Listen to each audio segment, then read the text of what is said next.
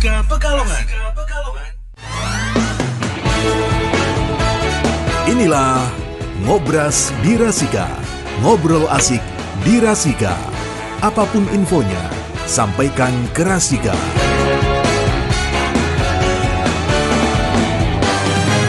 Ya, apapun infonya sampaikan ke Rasika. Kita kembali di Ngobras Berpalekat, berbicara pemilu santai lebih dekat tiap hari Jumat dan tentu bersama KPU Kabupaten Pekalongan.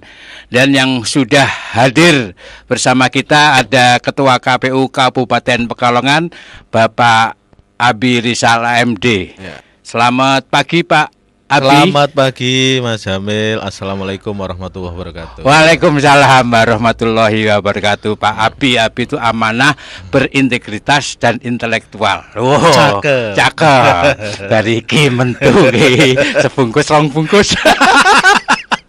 Iya.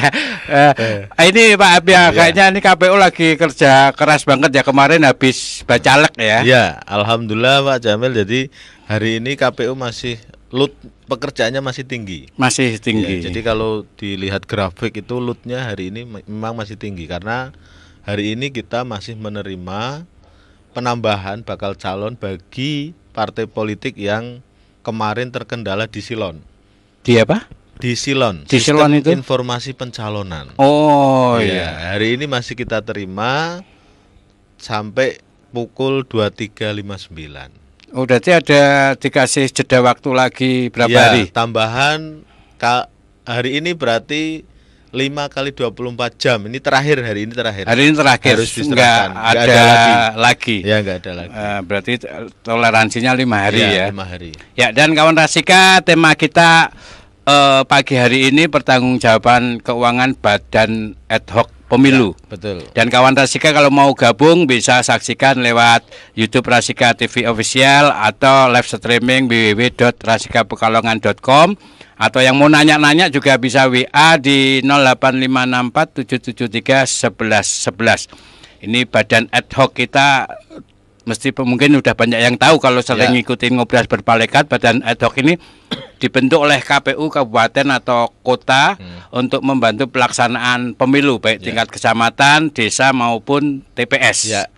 Nah, ini tentunya pendanaan mereka juga, anggaran mereka itu juga beda-beda ya. Beda-beda Pak Jamil. Jadi gini, badan ad hoc itu adalah badan penyelenggara pemilu yang dibentuk tidak permanen, makanya kan disebut tidak permanen. Jadi disebut ad hoc. Yang kedua itu adalah perangkatnya KPU untuk membantu penyelenggaraan pemilu maupun pilkada di tingkat kecamatan maupun tingkat desa.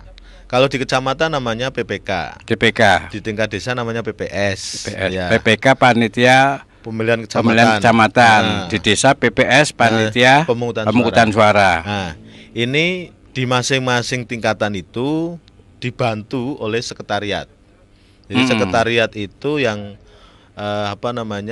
menjadi supporting system, mensupport sistem. Misalkan PPK butuh apa, maka sekretariat itulah yang membantu.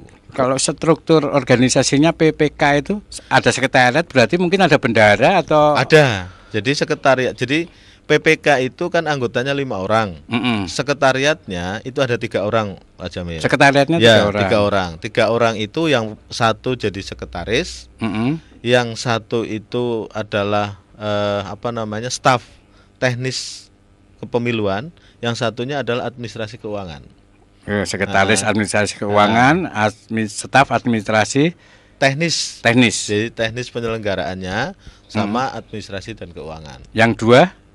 Yang ini kan 3 kan? Itu 3, kan ada 5 PPK-nya. 5 PPK-nya, sekretariatnya 3. Lah sekarang itu sekretariat dibantu oleh 2 orang staf lagi tambahan. Oh iya. Staf sekretariat di tingkat PPK. Jadi sebenarnya kalau untuk pelaporan ini kan sudah ada ketentuannya, keputusan KPU-nya terkait dengan pelaporan badan ad hoc. Yang kedua tadi saya nyambung ya, di desa itu PPS-nya ada 3 orang. Di desa sekretariatnya sama 3 orang. 3 orang. Satu jadi sekretaris, yang 2 anggota sekretariat ya, yang membidangi teknis, yang satunya adalah administrasi dan keuangan itu di desa ya. Kalau pelaporan itu adalah ya mereka tiap bulan kan mendapatkan anggaran nih dari KPU. KPU mendapatkan anggaran langsung dari KPU RI.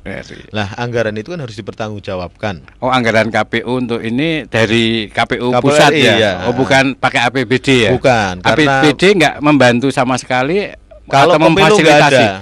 Kalau pemilu nggak ada. Oh, kalau pilkada kalau ya? pilkada baru nanti anggarannya dari APBD. Oh, kalau pilkada ini kawan Asika harus dipilah-pilah biar kita lebih tahu lagi ternyata kalau anggaran pemilu itu dari anggarannya dari pusat, kalau pilkada dari daerah. 100% daerah 100%. Iya, tapi bisa dibantu oleh APBN. Oh, bisa dibantu APBN. Iya. Jadi itu. Jadi kenapa kita perlu ada pelaporan badan ad hoc, karena mereka tiap bulan itu mendapatkan anggaran dari KPU. Anggaran itu apa? Anggaran itu meliputi apa aja? Anggaran itu ada dua anggaran. Satu adalah untuk operasional. Ya, yang satunya adalah operasional lainnya, belanja bahan dan operasional lainnya. Belanja bahan itu misalkan untuk membeli ATK kan gitu. Yang kedua snack makan minum rapat, kalau ada rapat, kegiatan rapat, beli backdrop untuk kegiatan dan sebagainya, itu masuknya belanja bahan. Kalau yang kedua ada belanja operasional lainnya. Belanja operasional lainnya itu adalah salah satunya adalah bisa digunakan untuk perjalanan dinas. Ya. Terus operasional lain yang memang diperbolehkan untuk kegiatan itu. Jadi ada dua anggaran. Dua item anggaran. Anggaran bahan, belanja bahan sama operasional lainnya. Operasional. Nah, kalau honor itu udah masuk mana? Honor langsung ditransfer ke rekening. Tidak masuk dua-duanya. Tidak masuk dua-duanya. Sehingga ya pertanggungjawabannya hanya penerimaan saja. Kalau honornya sudah masuk, ya baru ada penerimaan, tanda tangan sudah diterima. Berarti anggaran untuk mobilitas itu mobilitas ya. Kalau mobilitas kan di toko. Mobilitas itu apa?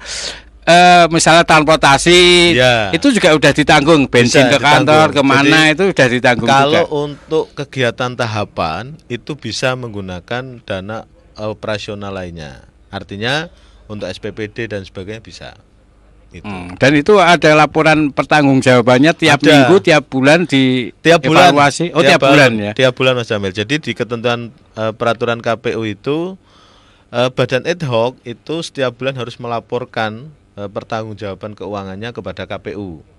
Nah, jika badan ad hoc terlambat dalam pembuatan laporan atau penyerahan laporan ke KPU, maka honornya ditangguhkan dulu sampai SPJ-nya selesai. Oh ya. Jadi kalau belum selesai honornya ditangguhkan. Makanya biar honornya selesai cair, mau nggak mau bekerja keras agar sesuai. Ya, betul. Kerjanya sesuai dengan apa yang ditargetkan gitu ya. Jadi ini tidak laporan ini tanggung jawabnya bukan tanggung renteng, Pak. Maksudnya tanggung renteng kan begini, misalkan satu kecamatan ada 15 desa, misalkan kok ternyata dari 15 desa itu paling hanya 10 yang sudah melaporkan, yang 5 belum, maka yang kita transfer yang 10 honornya. Jadi tidak tanggung renteng. Kalau laporannya sudah sampai ke KPU dan lengkap, pasti kita transfer. Jadi jangan khawatir teman-teman badan ad hoc. Kalau panjenengan laporannya itu tepat waktu, sesuai dengan ketentuan, ya pasti kita transfer. Tidak harus menunggu teman-teman desa atau kecamatannya. Tapi pernah ada juga kejadian terpaksa harus ditangguhkan karena laporannya belum beres. Banyak, Pak. Banyak. Berapa persen itu?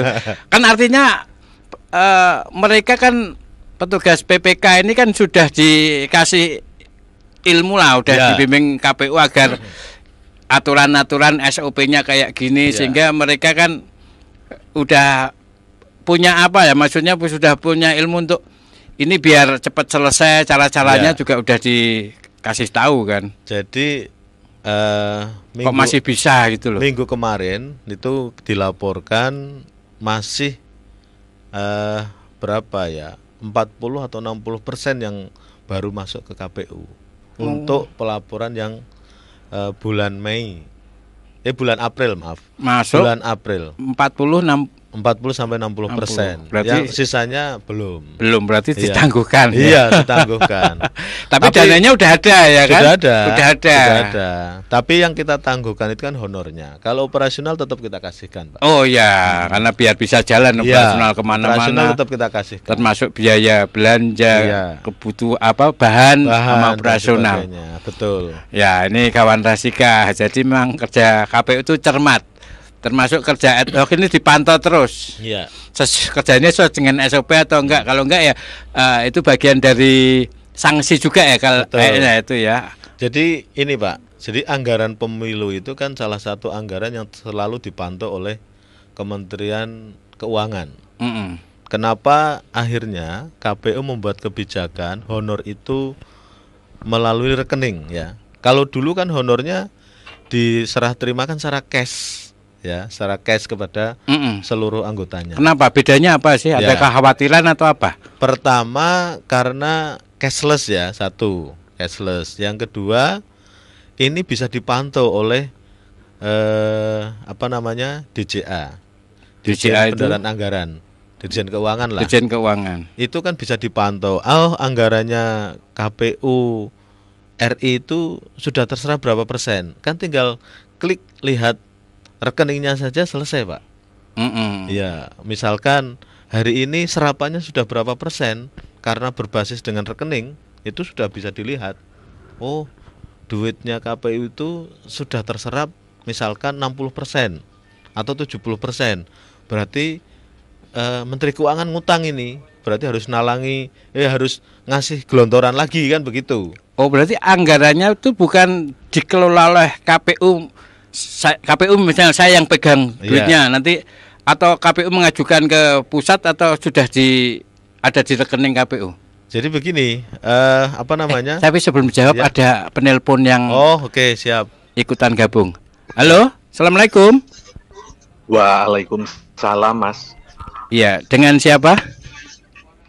Udin, Mas, di Kedunguni, Mas. Udin di Kedunguni. Silakan Mas Udin, apa yang mau ditanyakan? Ini ada Ketua KPU kita Bapak Abi Rizal.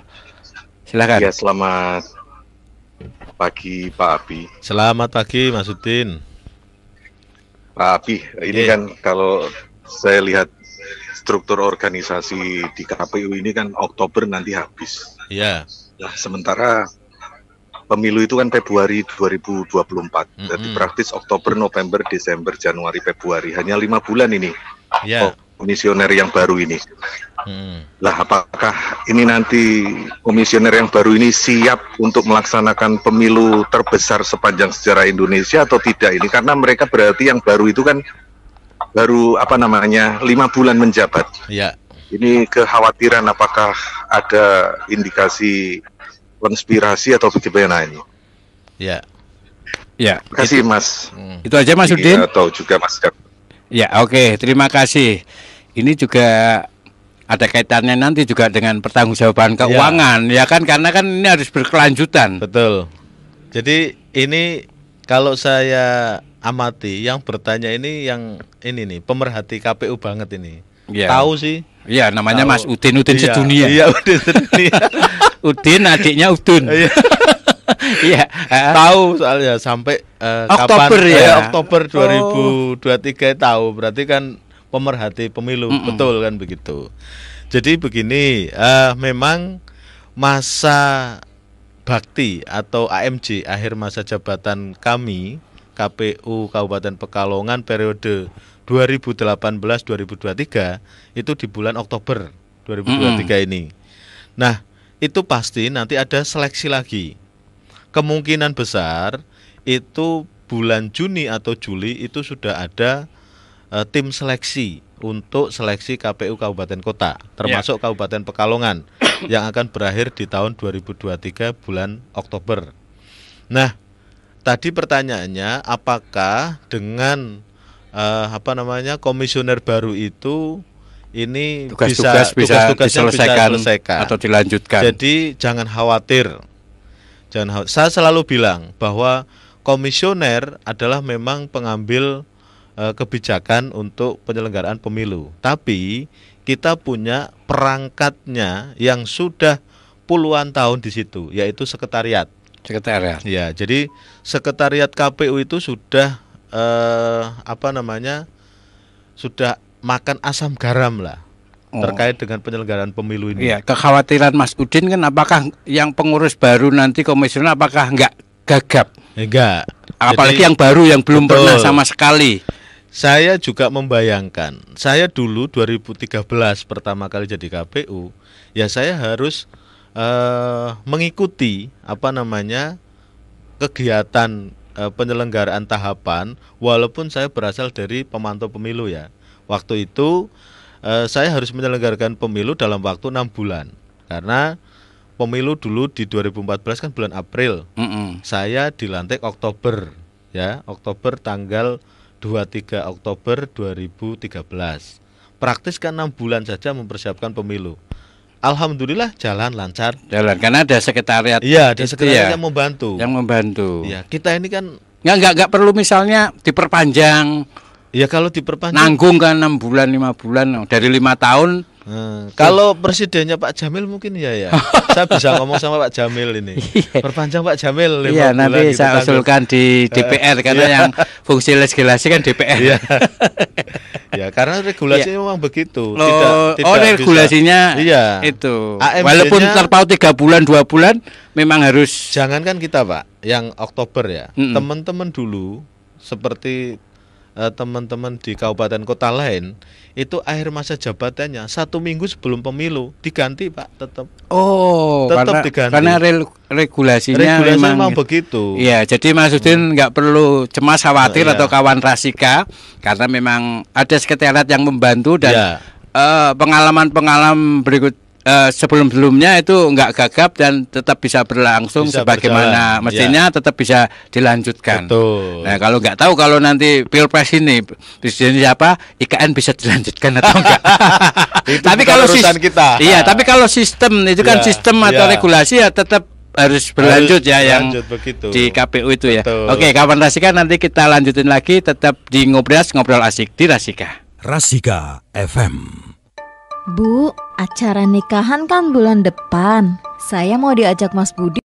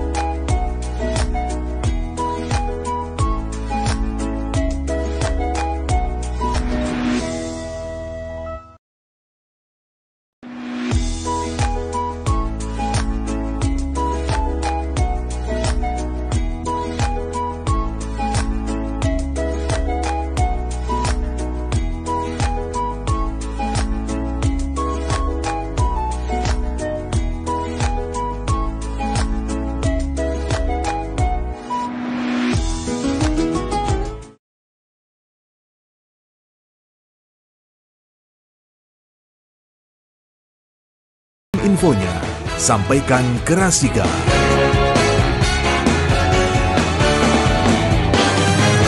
Ya, apapun infonya sampaikan ke Rasika. Kita masih ngobras edisi spesial, ngobras berpalekat, berbicara pemilu santai lebih dekat bersama KPU Kabupaten Pekalongan. Dan kawan Rasika yang mau gabung bisa saksikan lewat YouTube Rasika TV Official atau live streaming www.rasikapekalongan.com. Dan kita masih bersama Ketua KPU Kabupaten Pekalongan, Bapak Abi Rizal MD, dan tema kita laporan pertanggungjawaban keuangan Badan Ad Hoc Pemilu. Nah, tapi tadi juga balik lagi ke tadi ya, komisioner itu ya ada yang kekhawatiran itu udah terjawab sih. Tapi apakah komisioner itu nanti bisa dipilih lagi?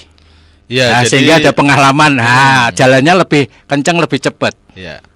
Jadi gini Pak Jamil, sesuai dengan PKPU 4 2023 ini bahwa untuk seleksi KPU Kabupaten Kota itu yang pertama ada tahapan-tahapannya.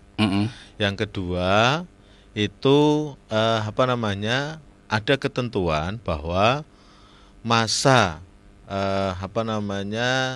calon anggota KPU Kabupaten Kota itu maksimal 2 kali. Oh, 2 kali maksimal. Ya, dua kali dalam masa jabatan yang sama. Artinya kalau sudah 2 periode ini sudah nggak bisa. Nah kebetulan di tempat kita itu kan ada 3 orang, saya, Pak Asin dan Bu Hermin yang sudah 2 kali 2 periode, artinya sudah nggak bisa daftar lagi. Tapi kan masih ada 2 yang masih bisa daftar lagi. Lah nanti karena ini adalah pendaftaran, kontestasi dan sebagainya, ada pendaftaran dan sebagainya, pasti ada yang lolos atau tidak. Nah saya nggak tahu apakah nanti 2 orang incumbent ini lolos atau tidak, kan tergantung tesnya juga kan. Gitu. Nah tapi kan besarnya hampir pasti lolos karena udah punya pengalaman. Ya. Dan sudah terbukti juga. Karena belum tentu juga Pak Jamil. Oh belum tentu juga. Iya, banyak kabupaten kota dulu di periode saya kedua itu semuanya baru. Walaupun ada incumbent-nya nggak lolos itu. Banyak banyak. Itu kan tergantung hasil tesnya ya. Hasil tesnya. Tapi jangan khawatir. Teman-teman KPU itu sebelum tugas itu nanti ada yang namanya orientasi tugas. Orientasi tugas itu nanti akan disampaikan bahwa nanti selama jadi KPU itu tugasnya dari A sampai Z gitu loh ya. Selama 5 tahun gitu loh ya. Itu sudah diberikan pembekalan. Jadi insya Allah firm lah, semuanya akan bekerja sesuai dengan ketentuan. Yang kedua tadi, kita punya sekretariat yang luar biasa, yang dari pemilu ke pemilu sudah mendampingi komisioner dari tahun ke tahun, dari pertama pemilu. Mereka sudah banyak makan asam garam lah. Dia tahu prosesnya mau seperti apa, nanti langkahnya seperti apa, ini sangat membantu untuk komisioner yang baru. Ya, oke. Dan kita balik lagi ke tema kita, pertanggungjawaban keuangan Badan Ad Hoc Pemilu. Artinya tiap PPK, PPS itu kan ada sebulan anggarannya sekian. Kemudian pertanggungjawabannya termasuk misalnya anggaran mobilitas, ya kan, mobilitas misalnya bensin misalnya. Kebetulan pom bensin tuh antri belinya di eceran, itu juga harus minta kwitansi. Semacam detail itu atau gimana sih? Jadi gini, biar kawan Rasika juga tahu nih detailnya. Jadi di Badan Ad Hoc itu ada 2 anggaran, 1 honor yang diterimakan oleh masing-masing orang sesuai dengan jabatannya, entah itu ketua atau anggota dan sebagainya. Itu honor masuk ke rekening langsung. Honor masuk rekening langsung. Yang kedua ada yang namanya operasional. Operasional ini yang ditransfer dari KPU setiap bulan sekali.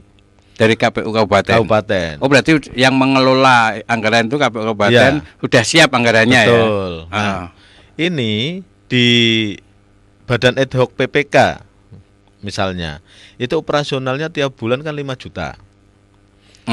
2 juta itu untuk belanja bahan, 3 juta untuk belanja bahan, yang 2 juta itu untuk belanja operasional lain. Itu hanya 2 akun itu. 5 juta anggarannya. Iya, 5 juta itu kalau ada kegiatan-kegiatan ya udah mau sobodus gitu loh. Belanja bahan sama mobilitas operasional lain. Operasional. Iya, operasional lain. Itu di PPK. Padahal mereka tiap hari ngantor ya gitu ya. Tiap hari bisa ngantor, bisa enggak, tergantung kebutuhan. Kalau memang tahapannya harus selesai, tahapan itu harus diselesaikan, ya harus ngantor. Iya, kalau Ya. iya berarti operasional yang paling banyak itu saat jadwalnya padat itu Ya, ya. betul. Itu perlu mobilitasnya operasionalnya Betul. lebih itu ya kan. Terus yang kedua, di tingkat desa PPS itu Mm-mm. sama dua hal. Satu adalah honor, yang kedua adalah terkait dengan operasional bulanan. Operasional bulanan. Nah. Belanja bahan nggak ada Ya, kalau Sama kan di desa 2 juta. desa 2 juta. Ya, operasionalnya. Kalau di Operasional. PPK tadi 5 juta. 5 juta Di desa PPS itu 2 juta. meliputi belanja bahan sama Ya, operasional. lainnya. Ya, Nah, oke. Nanti kita lanjutin lagi. Oke, siap. Pak Abi, karena kita harus ikutin kabar Jawa Tengah. Siap. Tetap di Ngobras, ngobrol asik di Rasika. Ras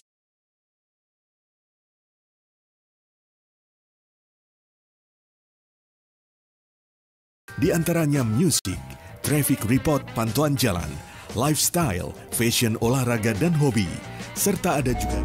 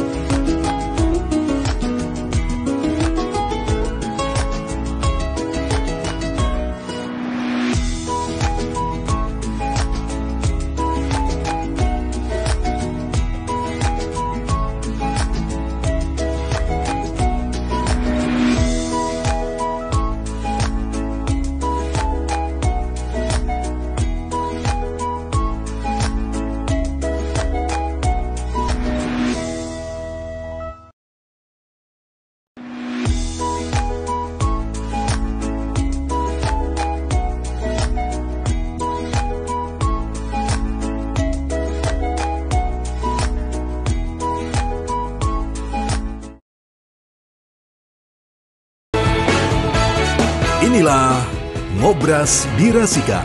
Ngobrol asik di Rasika. Apapun infonya, sampaikan ke Rasika.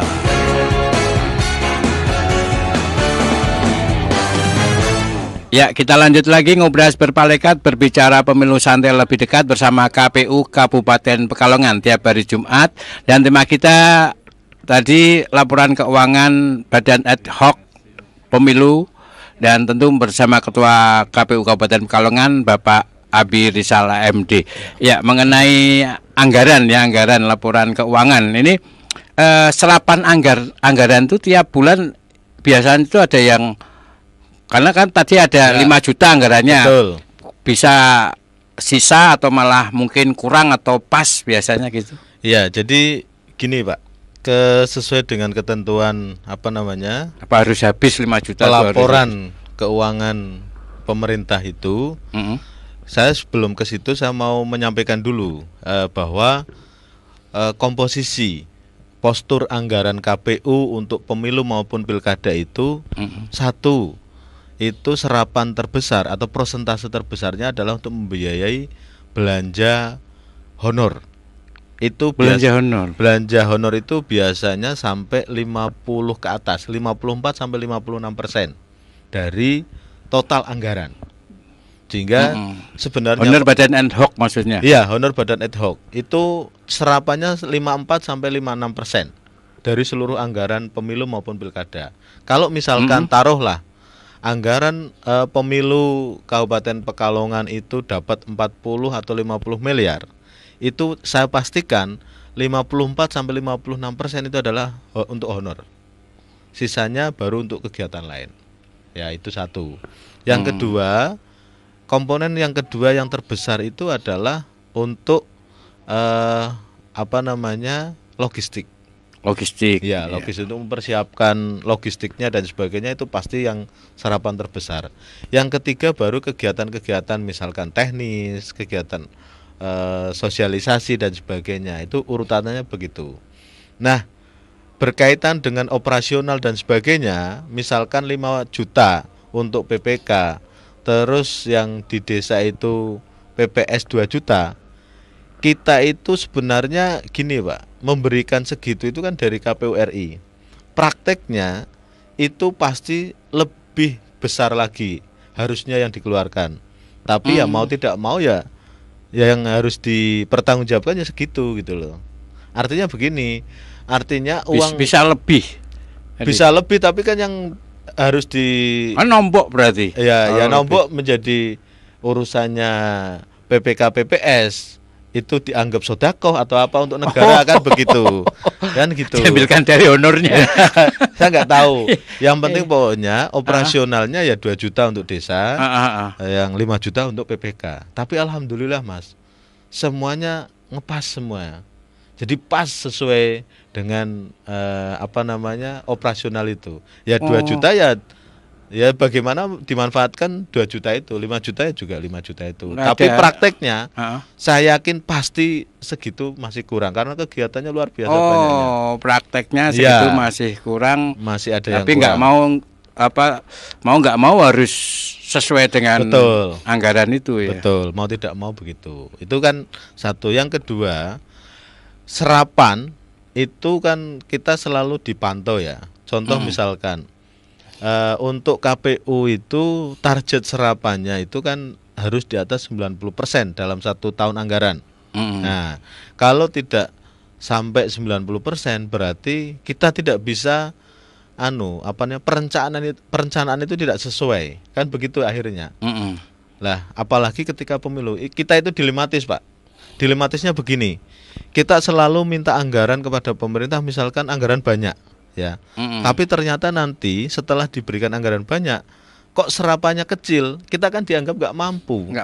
Iya, lah kowe diwenehi duit akeh kok ora digunakake, misalkan begitu. Itu artinya serapan kan begitu. Iya. Terus akhirnya apa? Ya pemerintah nanti lihat lagi, kowe diwenehi duit akeh ora iso nggunakake kok ngono lho. Wah, berarti ya tak wenehi semene meneh kan. Berkurang berarti ya berikutnya. Padahal tapi 90% serapan anggaran itu kan udah lumayan melebihi. Iya, berarti kalau begitu kan jadi tren KPU sekarang itu kita di atas 90%. Tapi carane bentek anggaran kuwi.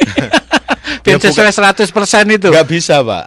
Nggak bisa. Oh, nggak bisa. Nggak bisa. Lah kan biar dana dari sana berikutnya bisa Nah, turun. Itu anggarannya kan itemnya banyak. Misalkan saya beli snack, kan nggak mungkin. Misalkan snack itu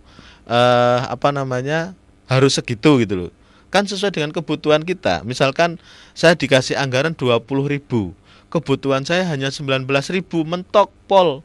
Ya udah yang kita pertanggungjawabkannya 19, bukan berarti Harus 20.000. saya dikasih anggaran 20.000 harus habis 20.000, tidak. Jadi kita itu berbicara anggaran sesuai dengan kebutuhan. Karena misalkan anggaran kita itu misalkan katakanlah 20 juta. Lah saya cukupnya saya bisa menggunakan ini habisnya paling 18.500.000. Itu sudah semuanya sudah ada semua misalkan. Ya udah. Yang dipertanggungjawabkan ya 12.500, yang 1,5-nya balik ke kas Balik negara. lagi. Iya. Tapi ya efeknya berikutnya ya anggaran turun dari kemarin kan, yang diberikan. Ya itu memang ini kan nanti bisa Jadi hemat anggaran berarti ya, hemat anggaran. Begitu. Iya, misalnya kita ngasih uang saku ke anak kita ya kan. Anak saya kalau minta uang saku itu minta 50.000. Iya. Tapi buat seminggu ya. Bukan tiap hari.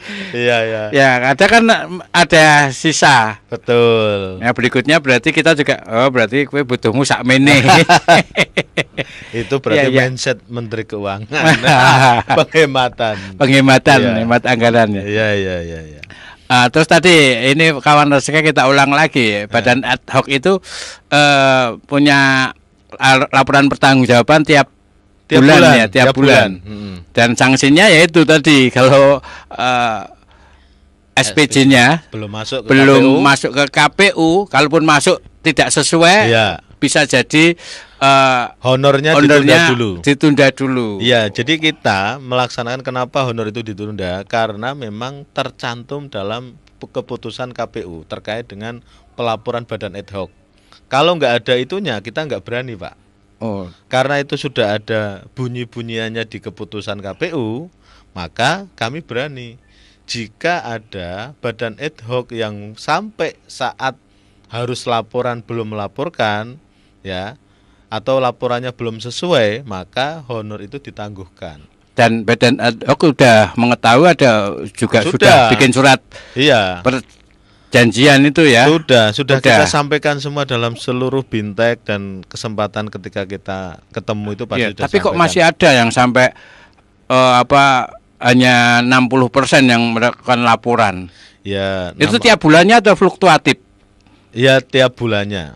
Rata-rata begitu. Ya tapi ya itu kendalanya ini kan masalah apa awal. sih? Ini baru awal ya, Iya. baru awal karena kendalanya itu sebenarnya bukan persoalan apa-apa. Kolektifnya. Jadi misalkan begini, desa-desa itu kan nanti dikolektif oleh PPK. Nah, PPK nanti yang membawa laporan itu ke KPU. Bisa jadi desa-desa itu sudah melaporkan komplit dan benar. Tapi karena problem di PPK-nya belum selesai, maka belum dibawa ke KPU. Padahal ada beberapa desa yang sudah selesai dan sesuai gitu loh. Problemnya hanya di collectingnya saja. Berarti kasihan juga yang kena sanksi padahal yang di desa itu udah SPJ-nya udah pertanggungjawaban tapi ke PPK-nya belum. Ada yang laporan begitu. KPU. Ada yang sebaliknya.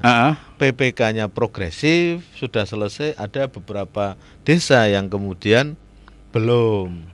Nah, ini kan saling nunggu dan sebagainya. Problemnya hanya di situ. Tidak ada problem yang lain. Tapi untuk pelaksanaan sendiri, tahapan-tahapan sendiri tetap bisa berjalan ya? Bisa berjalan. Alhamdulillah bisa berjalan. Jadi ya problemnya seputaran itulah, Mas. Nggak ada problem misalkan ternyata sekretariatnya nggak bisa bikin laporan, nggak ada. Nggak ada. Nggak ada. Kita memang cuma kelambatan aja ya. Kelambatan saja. Karena mungkin masih kalaupun lambat itu awal-awal aja atau hampir sampai tahapan-tahapan ini kan masih proses awal. Ini awal. Ini kan baru nggak yang sebelum-sebelumnya. Sebelum-sebelumnya lebih parah, Mas. Oh, malah lebih parah. Iya, ini sudah paling bagus. Tak ini. pikir awal mereka bekerja sebagai badan ad hoc biasa agak gagap, kemudian pelaporan SPJ itu Iya. kurang maksimal. Jadi Terus sebenarnya berikutnya udah terbiasa Kalau jadi bagus. sekretariat yang badan ad hoc untuk pemilu tahun ini sebenarnya lebih sederhana, lebih gampang lah ya dalam pembuatan laporannya, dan ada panduannya pasti ada. Ini saya walaupun masih 40 sampai 60 dan sebagainya, terhitungnya masih bagus daripada pemilu-pemilu pengalaman pemilu-pemilu sebelumnya. Karena kan masih belum cashless, Pak.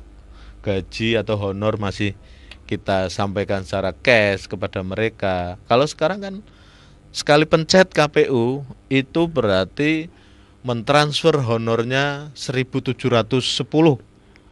badan ad hoc se-Kabupaten Pekalongan. Itu kalau misalkan SPJ-nya lancar.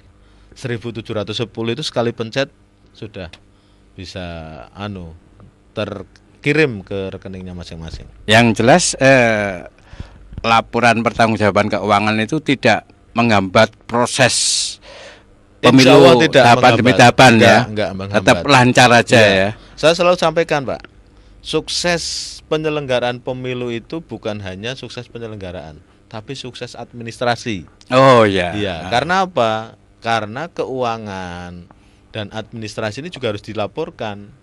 Bukan problem penyelenggaraannya saja yang sukses, tapi administrasi ini lebih penting juga. Sukses administrasi, sukses penyelenggaraan, dan sukses hasil. Ya. Dan nyatanya antusias masyarakat untuk ikut pemilu bagus ya kan. Bagus. Ya oke. Siap. Closing statement yang ingin disampaikan buat kawan Rasika mengenai pertanggungjawaban keuangan badan ad hoc ini silakan.